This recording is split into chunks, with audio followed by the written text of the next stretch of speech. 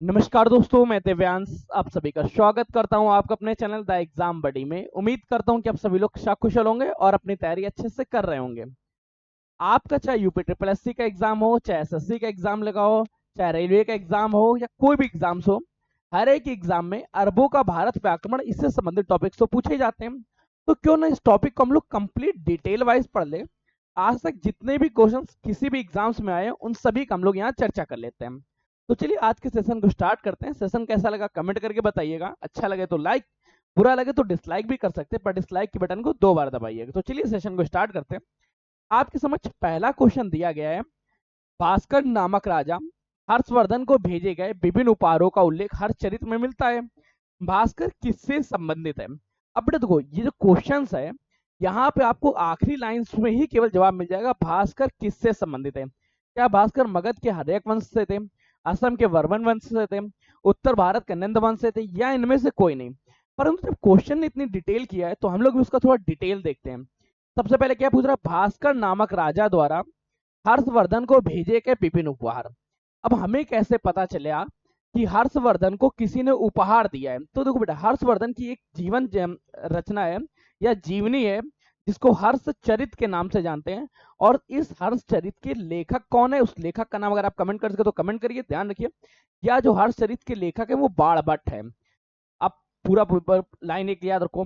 बाणभट्ट द्वारा रचित हर्षवर्धन की जीवनी हर्षचरित में इस बात का वर्णन किया गया है कि सम्राट हर्षवर्धन को असम के वर्मन राजवंश द्वारा उपहार मिलते थे। अब देखो बेटा, ये डिटेल टॉपिक्स की क्लास में यही एक फायदा रहता है कि है क्या, जैसे यूपी ट्रिपल एससी का पैटर्न बदल रहा है, एसएससी का पैटर्न बदल रहा है, और इसी प्रकार से यूपी पुलिस का भी पैटर्न अब हाल ही में चेंज होता हुआ दिखेगा।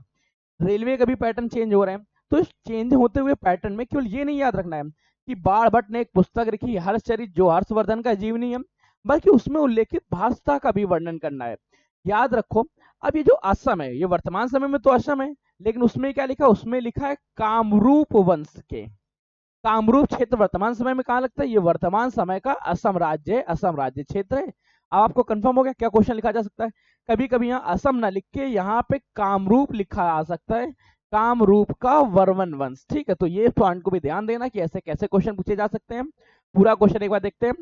भास्कर नामक राजा द्वारा हर्षवर्धन को भेजे गए विभिन्न उपहारों का उल्लेख हर्षवर्धन के में मिलता है, हर्षचरित में मिलता है। भास्कर किससे संबंधित है? हर्षचरित बाणभट्ट ने लिखी। ये उपहार जो है कामरूप का वर्मन राजवंश द्वारा दिया गया। राजवंश के राजा कौन थे? राजा भास्कर द्वारा दिया गया। कामरूप वर्तमान समय में क्या क्षेत्र? या वर्तमान समय के असम क्षेत्र में। तो कंफर्म हो गया। पहले का ऑप्शन क्या रहा? पहले का ऑप्शन नंबर बी सही रहा, जो आपने ऑप्शन दिया। नेक्स्ट क्वेश्चन को स्विच करते हैं। अलब्रूनी ने निम्नलिखित में से किन धार्मिक रीतियों के प्रचलन का वर्णन किया है? अब आपको ध्यान देने योग्य बात है, अलब्रूनी है क्या? अलब्रूनी थे कौन? अलब्रूनी एक दार्शनिक हैं जो भारत में मोहम्मद गजनवी के साथ आते हैं, या मोहम्मद गजनवी के साथ भारत में आते हैं। और ये भारतीय रीति रिवाजों के बारे में, भारतीय धार्मिक रीति रिवाजों के बारे में लिखता है। और इन्होंने अपने में लिखा क्या है? भारत की देवदासी प्रथा के बारे में, भारत की चतुर्वर्ग व्यवस्था के बारे में, भारत में बहुविवाह है उसके बारे में, भारत में बाल विवाह है उसके बारे में, सती प्रथा है उसके बारे में, विधवाओं की दशाओं के बारे में, एवं अन्य धर्मों के बारे में लिखा। साथ ही साथ इसने बताया कि धार्मिक रीति रिवाज भारतीयों के किस तरह से होते हैं, इन विषयों के बारे में बताया। यहाँ पॉइंट्स क्या है? दैनिक यज्ञ के बारे में बताया, व्रत बताया, दान भी बताया, और तीर्थ स्थल बताया। इसके साथ ही साथ याद रखना, उसने भारत में देवदासी प्रथा के बारे में लिखा है, चतुवर्ण व्यवस्था के बारे में लिखा है। चतुवर्ण व्यवस्था क्या है? कि भारत के समाज को 4 वर्णों में विभाजित किया गया, ब्राह्मण, क्षत्रिय, वैश्य और शूद्र के बारे में। साथ ही साथ बाल विवाह लिखा है, सती प्रथा के बारे में बताया गया, विधवाओं की दशा के बारे में बताया गया, एवं अन्य धर्मों के बारे में बताया गया। ये पॉइंट्स और याद रख लेना। यहाँ पे दूसरे का ऑप्शन कौन सा सही रहा वो जल्दी से कमेंट करो।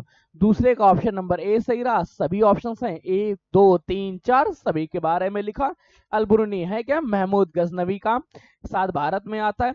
और अलबरूनी की एक पुस्तक है, इस पुस्तक का नाम जरूर याद रखना, आपसे पूछा जाएगा, तारीख उल हिंद। अलबरूनी की पुस्तक है, अलबरूनी की पुस्तक का नाम है तारीख उल हिंद। नेक्स्ट पॉइंट, अलबरूनी किसका समकालीन था? ये क्वेश्चन मैं अब आपको बिल्कुल नहीं बताऊंगा, परंतु आप एक बात ध्यान रखना, अलबरूनी का पूरा नाम कभी कभी आपसे पूछा जा सकता है कि अलबरूनी का पूरा नाम क्या था। याद रखो, अलब्रूनी का पूरा नाम है अब्रू अल रेहान मोहम्मद इब्र अहमद अल ब्रूनी। अलब्रूनी अल रेहान मोहम्मद इब्र अहमद अल बरूनी। अल बरूनी, ये इसका पूरा नाम था, हम लोग केवल लास्ट टाइम ने याद रखे। अब्रू अल रेहान मोहम्मद इब्र अहमद बरूनी। ये किसके समकालीन था, किसके काल में भारत आया था? ये 11वीं सदी में भारत आता है, और 11वीं सदी में महमूद गजनवी के साथ भारत आया। कब? महमूद गजनवी के साथ। पूरा पॉइंट कंफर्म हो गया। महमूद गजनवी, तीसरे का ऑप्शन क्या रहा? थर्ड का ऑप्शन नंबर ए सही हो गया। महमूद गजनवी के साथ भारत आता है अलब्रूनी। पूरा नाम क्या है? अब्रू अल रेहान महमूद इब्र अहमद अलब्रूनी। ठीक, नेक्स्ट पॉइंट, क्वेश्चन स्विच करो। अगला क्वेश्चन पूछा है, मध्य एशिया का विद्वान अलब्रूनी किसके साथ भारत आया था? ये क्वेश्चन तो अब आपको बताऊंगा ही नहीं कि ये किसके साथ भारत आया था, ये तो आपको बताना ही है। अभी हम लोगों ने चर्चा की थी कि मध्य एशिया का जो विद्वान अलब्रूनी है, ये महमूद गजनवी के साथ भारत आया था। और महमूद गजनवी वो व्यक्ति है जिसने सबसे पहले भारत पे सफल आक्रमण किया। अगला अगला अगला क्वेश्चन पढ़ते हैं, सॉरी ये पॉइंट्स में। भारत का पहला मुस्लिम आक्रमण किस वर्ष हुआ था? जब भारत का पहले मुस्लिम आक्रमण के बारे में चर्चा करेंगे तो ये होता है 711 ईस्वी में, परंतु ये सफल नहीं होता है। अगर आपसे क्वेश्चन बोले सफल आक्रमण सबसे पहले कब होता है, सफल आक्रमण सबसे पहले 712 ईस्वी में होता है, एमबीके मोहम्मद बिन कासिम द्वारा। ये पॉइंट्स याद रखना। यहाँ पे तो ऑप्शन नंबर सी लगा देंगे क्योंकि लिखा नहीं है। अगर यहाँ पे दो ऑप्शन देते 711 के साथ 711 और 712 दोनों देते, तब हम लोग वहां पे लगाते 711, क्योंकि 711 में हुआ आक्रमण सफल नहीं हो सका था, असफल आक्रमण, परंतु वो था क्या? मुस्लिम आक्रमण था पहला, इसलिए पॉइंट याद रखो। मोहम्मद बिन कासिम क्या था? तो देखो, मोहम्मद बिन कासिम के बारे में ध्यान रखेंगे कि मोहम्मद बिन कासिम क्या है, तो याद रखना ये उमायद खलीफा का एक अरब सिपाह सलाहकार था। उमायद खिलाफत का एक अरब सिपाह सलाहकार था, अरब सिपाह सलार था। ये पॉइंट्स याद रखना, क्या था? अरब का था। ऑप्शंस क्या हुआ? सी नंबर सही हो गया, अरब। अरब का क्या है? सिपाह सलार है। साथ ही साथ इसने मात्र 17 वर्ष की आयु में भारत पे आक्रमण किया और भारत के राज्य को विजित कर लिया। आज आप 18 की एज में जाके गवर्नमेंट एग्जाम की तैयारी करते हैं और ये 17 साल की उम्र में दूसरे देश पे कब्जा कर रहा था, लड़ाका था। मोहम्मद बिन कासिम द्वारा सिंध की विजय कब हुई? तो सिंध की विजय पहला सफल आक्रमण था मोहम्मद बिन कासिम को, इसको हम लोग शॉर्ट फॉर्मेट में आगे एमबीके पढ़ेंगे। एमबीके के यहाँ सबसे पहला सफल आक्रमण सिंध पे हुआ जो 712 ईस्वी में हुआ। इसके साथ इसने भारत पे 17 आक्रमण किए। 17 आक्रमण में सोमनाथ का मंदिर लूटना अत्यंत फेमस है, और जब सोमनाथ मंदिर लौट के वापस जा रहे थे उस समय इनकी मृत्यु हो गई थी, हत्या कर दी गई थी। ये पॉइंट ध्यान रखना। नेक्स्ट क्वेश्चन, भारत में प्रथम मुस्लिम आक्रमणकारी था। पहला मुस्लिम आक्रमणकारी कौन है? कुतुबुद्दीन ऐबक, महमूद गजनवी, एमबीके, मोहम्मद गौरी। याद रखो, मुस्लिम आक्रमणकारी की चर्चा करेंगे, एमबीके मोहम्मद बिन कासिम। ऑप्शंस कंफर्म हुआ। भारत का प्रथम मुस्लिम आक्रमणकारी कौन है? मोहम्मद बिन कासिम। पॉइंट ध्यान रखना एमबीके के साथ। नेक्स्ट क्वेश्चन के बारे में, दिल्ली का प्रथम मुस्लिम शासक कौन था? देखो, एमबीके ने क्या किया, खुद इसकी कोई भी मंशा भारत में सत्ता स्थापित करने की नहीं थी। इसकी केवल मंशा थी कि भारत को लूटते हैं और भारत से धन का संचय करते हैं, और ये अपने क्षेत्र में एक राज्य की स्थापना कर रहा था, उसके लिए धन की आवश्यकता थी। तो भारत में आता था, भारत में धन लूटता था और धन लूट के वापस चला जाता था, और ये लगातार इसने 17 बार किए। मतलब भारत में 17 सफल आक्रमण करने वाला व्यक्ति कौन था? एमबीके मोहम्मद बिन कासिम। पहला कब किया था इसने? जब ये मात्र 17 साल की उम्र का था, तब इसने पहली बार किया था और सिंध पे विजय प्राप्त कर ली थी। अब दिल्ली पर प्रथम मुस्लिम शासक कौन था? एमबीके खुद तो दिल्ली चला गया, परंतु सॉरी, खुद तो अरब सॉरी, ठीक है, एमबीके स्वतः वापस लौट गया, परंतु इसने दिल्ली में अपने गुलाम को रख दिया जिसका नाम था कुतुबुद्दीन ऐबक। इस तरह से ऐबक द्वारा गुलाम वंश की स्थापना होती है, क्योंकि यह वंश भारत में सत्ता जरूर कर रहा था, परंतु ये खुद राजा ना होके एमबीके का गुलाम था, मोहम्मद बिन कासिम का गुलाम था। इस तरह से भारत में गुलाम वंश की स्थापना होती है। दिल्ली का प्रथम मुस्लिम शासक कौन था? दिल्ली का प्रथम मुस्लिम शासक कुतुबुद्दीन ऐबक था। 90 का ऑप्शन क्या रहा? ऑप्शन नंबर ए सही रहा। नेक्स्ट क्वेश्चन को स्विच करते हैं। अगला क्वेश्चन बेटा ध्यान दो, महमूद गजनवी का दरबारी कवि कौन था? ध्यान रखो, महमूद गजनवी का जो दरबारी कवि थे वो उनका नाम उत्बी था, और इनकी पुस्तक का नाम याद रखना। दो पुस्तकें हैं, दोनों पूछी जाती हैं, किताब उल यामिनी। अच्छा, एक बात बताओ, आप लोग अगर आपके लिए सारी की सारी मध्यकालीन की सारी बुक्स एक साथ एक जगह ले आए वो तो कैसा रहेगा? जैसा भी आपको लगा आप लोग कमेंट करके बताइएगा। अगर आप लोगों की इच्छा होगी तो सारी की सारी बुक्स का एक जगह कलेक्शन कर देंगे ताकि आपको याद करना आसान हो। उद्भी द्वारा पुस्तक लिखित पुस्तक के किताब उल यामिनी और तारीख उल यामिनी, महमूद गजनवी का दरबारी कवि उतबी। 10वें का ऑप्शन क्या रहा? ऑप्शन नंबर बी सही रहा। नेक्स्ट क्वेश्चन, अगला क्वेश्चन पूछ रहा है, महमूद गजनवी ने भारत पे 17 आक्रमण किए, बिल्कुल सही। वह भारत में स्थायी मुस्लिम शासन स्थापित करना चाहता नहीं, उसका केवल इच्छा थी, उसकी केवल मंशा थी भारत से धन को लूटना एवं भारत को कंगाल करना, साथ ही साथ अपनी स्थायी सत्ता अपने स्थान पे वो बनाना चाहता था। मतलब ए ऑप्शन सही है, बी गलत है। कथन ए सही है परंतु बी गलत है, अर्थात ऑप्शन नंबर 11 का सी। तो ये क्वेश्चन का थोड़ा सा अपग्रेडेड वर्जन है। अब वो 4 सही गलत ऑप्शंस नहीं देता बल्कि वो आपसे पूछता है कथन व निष्कर्ष के फॉर्मेट में। जब वो कथन व निष्कर्ष के बारे में पूछेगा तब सारे के सारे पॉइंट्स आपको कंफर्म होने चाहिए। हो सकता है कि ये डिटेलिंग चैप्टर्स में और गलतियां करें। जैसे नेक्स्ट क्वेश्चन है, ये बेटा थोड़ा सा अपडेटेड वर्जन है, यूपीटीपीएससी अब इस तरह से क्वेश्चन पूछ रहा है, भारत में मुस्लिम प्रारंभिक मुस्लिम आक्रमण के संबंध में निम्नलिखित कौन से कथन सत्य हैं? पहले जो मुस्लिम आक्रांता था भारत में आक्रमण किया उस बारे में क्या सत्य है? अफगानिस्तान पर आक्रमण व हिंदू शासन समाप्त करने वाली पहली तुर्की शासक याकूब इख्तिलातक था, बिल्कुल सही ऑप्शन है। इसने 711 में किया था। ऑप्शन क्या रहा? पहले का ऑप्शन नंबर ए सही है। अरब लोग पंजाब में नहीं विजय नहीं कर सके थे, ये भी ऑप्शन सही है। महमूद गजनवी हिंदू स्थापत कला का आलोचक था, नहीं, उसने हिंदू स्थापत कला की तारीफ की है, इसलिए आलोचना नहीं की। ऑप्शन क्या रहा? पहला और दूसरा सही रहा। किसी ऑप्शन में लिखा हो तो याद रखो कथन 1 और 2, ऑप्शन नंबर ए सही रहा। अर्थात 12 का ऑप्शन नंबर में क्या लगाएंगे? ऑप्शन नंबर ए में टिक लगाएंगे। नेक्स्ट क्वेश्चन, निम्नलिखित में से किस अनुक्रम में महमूद गजनवी ने भारत पे आक्रमण किया? तो बेटा तो यहाँ मुल्तान, कन्नौज, थानेश्वर, मथुरा, कश्मीर, इनके बारे में चर्चा की, दोनों को याद रखो। जब मुल्तान आक्रमण की चर्चा करेंगे तो मुल्तान आक्रमण होता है 1005 से लेके 1006 तक। इसके बाद थानेश्वर की अगर चर्चा करें तो थानेश्वर पे हमला होता है 1014 ईस्वी में। वही कश्मीर की चर्चा करें तो कश्मीर में जो आक्रमण होता है ये होता है 1015 ईस्वी में। मथुरा की चर्चा करें तो मथुरा पे इसने आक्रमण किया था 1018 ईस्वी में। मथुरा के बाद हम लोग चलते हैं कन्नौज में। कन्नौज में आक्रमण हुआ था 1018 से 1019 के बीच में। अब आपको लगाने में कोई कंफर्म होगा? मुल्तान, थानेश्वर, कश्मीर, मथुरा और क्या है? कन्नौज। 5 ऑप्शन लगा दिया, 13 का ऑप्शन नंबर डी हो गया।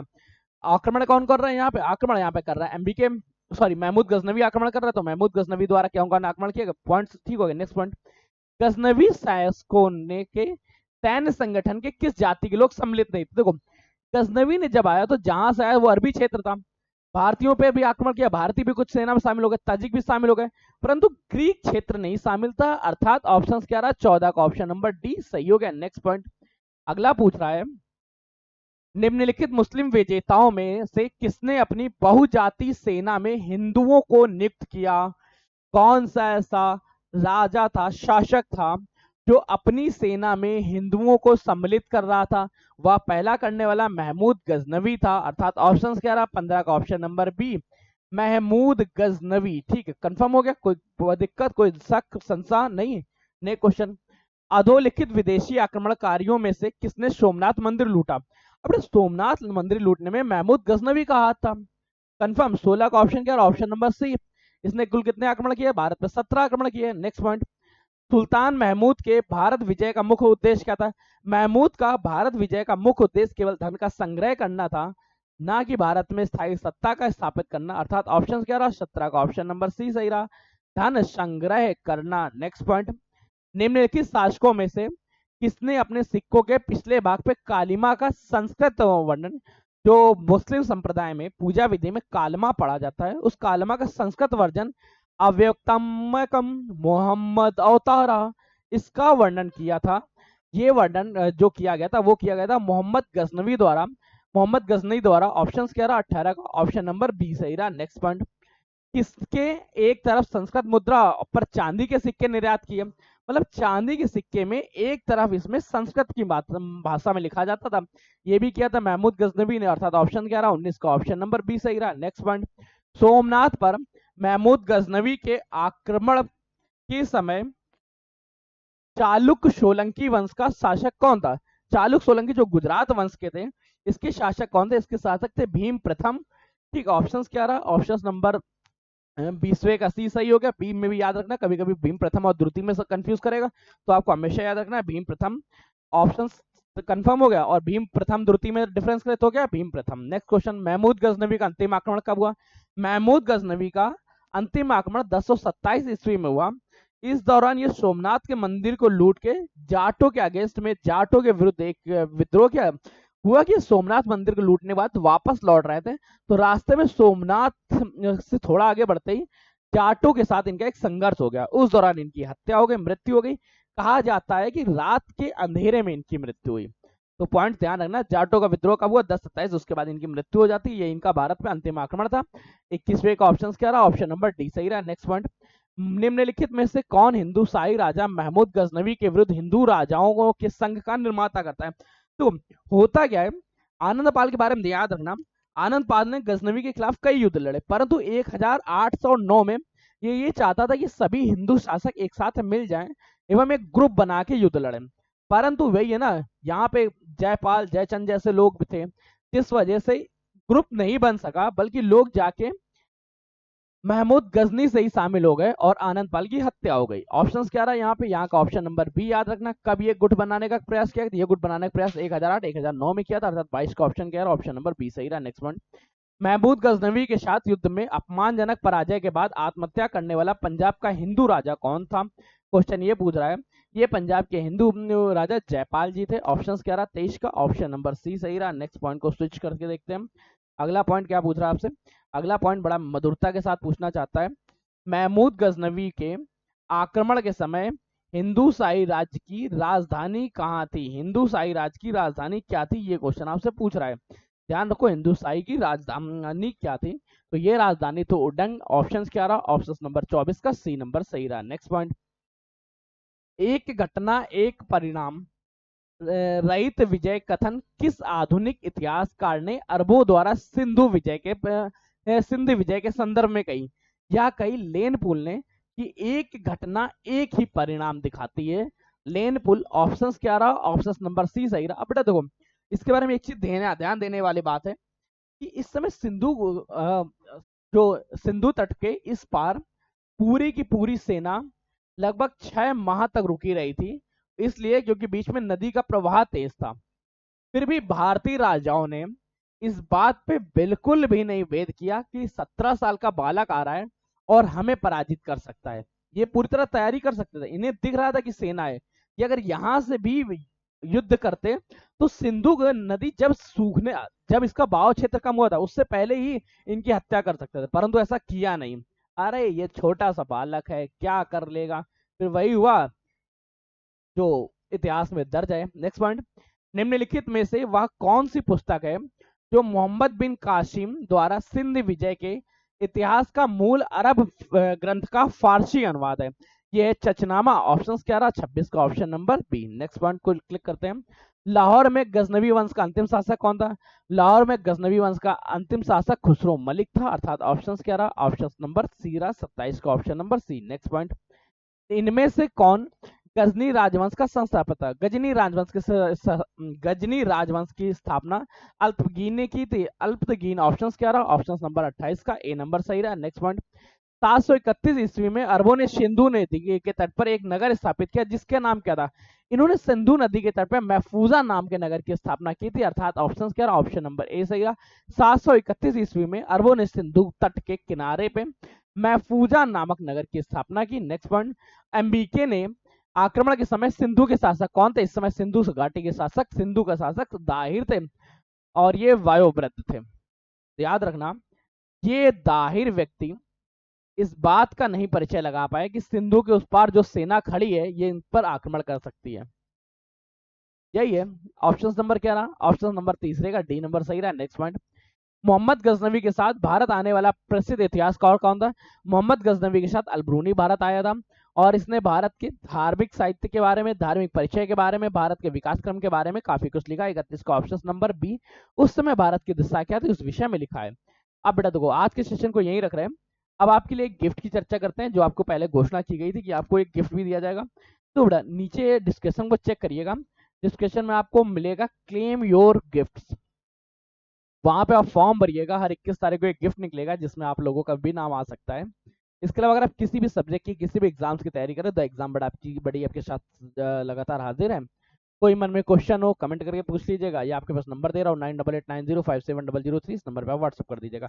मिलते हैं नए सेशन में नई जानकारी के साथ, तब तक कीप स्टडी कीप स्माइलिंग, पढ़ते रहिए, मुस्कुराते रहिए। पढ़ाई मुस्कुराहट एक साथ अच्छी लगती है, अकेले में दोनों ही अधूरे। धन्यवाद दोस्तों।